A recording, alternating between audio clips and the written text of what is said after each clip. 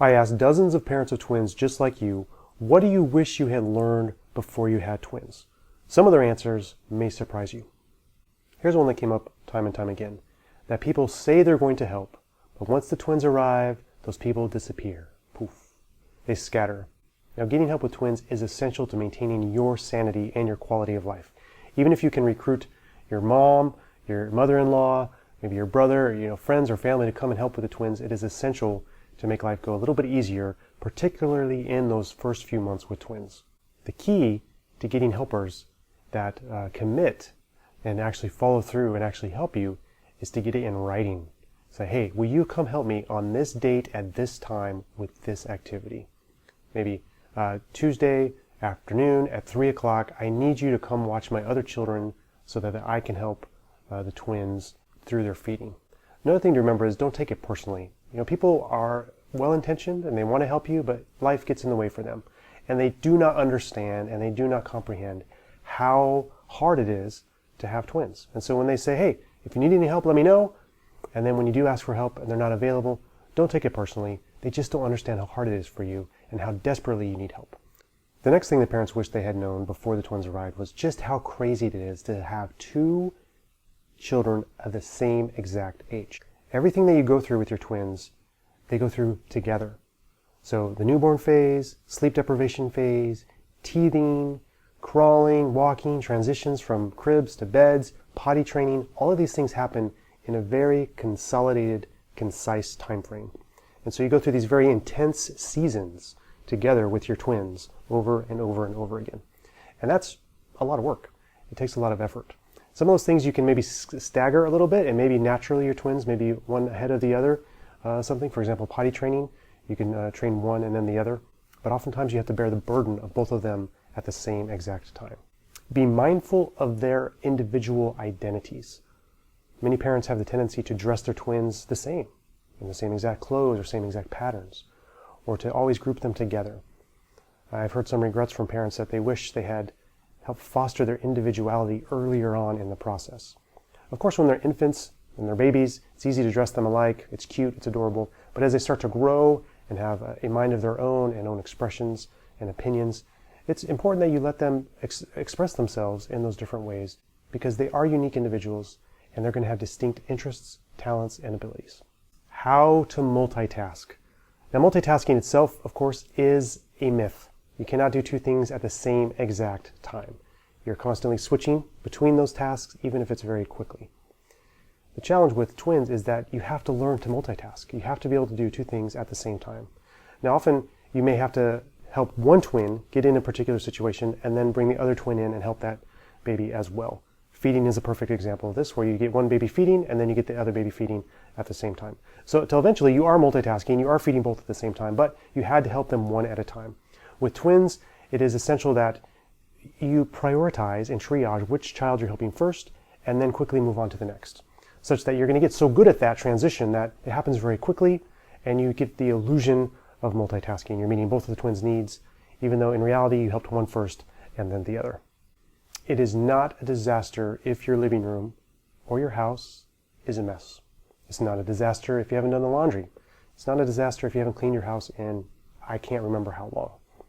This perspective is essential to have when you are in the throes of raising your twins. Your priority is your health, their health, and well-being. And so some things are going to fall by the wayside. And if that is the cleanliness of your house, so be it. Remember to take the stroller with you wherever you go. Even if your twins are starting to grow and they're in the toddler stage and they are independent and they can get about by themselves, they're going to wear out and you do not want to have to carry them. So make sure you take that stroller with you just in case they get worn out and they're tired, which they always do. Get out of the house as often as you can. The tendency is for you to just cocoon up in your house, take care of those kids, because it is a constant struggle and you feel like you don't have the means or the plans or the energy to get out of the house. However, it is important that you see the sunlight, that you get out of the house and take a break. Even if that's taking the twins with you in the stroller to the store or to run errands, or once your spouse gets home, you leave the babies with your partner and then you get out of the house for a break. It's important that you get out of the house to help maintain your own personal sanity. Accept the fact that some things are completely beyond your control. Your twins may have medical complications because they were born extremely premature. That's out of your control. Your twins may have some developmental challenges as they develop their speech or their motion. And that's out of your control. That's just how they are. And you can help navigate through those challenges, but just don't feel guilty or blame yourself for some of those complications because they're out of your control. Your twins will end up dictating how you are going to parent them. You may have an ideal scenario in your mind of how they're going to be fed, what kind of schedule they're going to have, how they're going to sleep.